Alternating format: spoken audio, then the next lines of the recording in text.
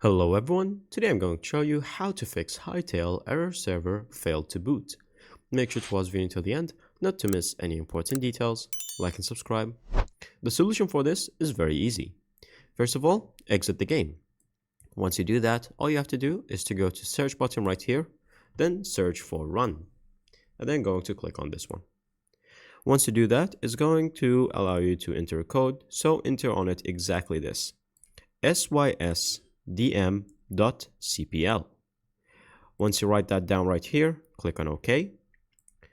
Once you do that, all you have to do, it will show you this window, and then you're going to click on Advanced. From Advanced, you're going to go to Environment Variables. Once you go to Environment Variables, it's going to show you two things.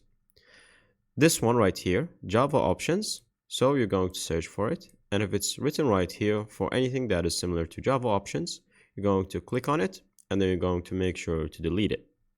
And so, once you do that, all you have to do is to click OK, and then exit it once you click OK finally.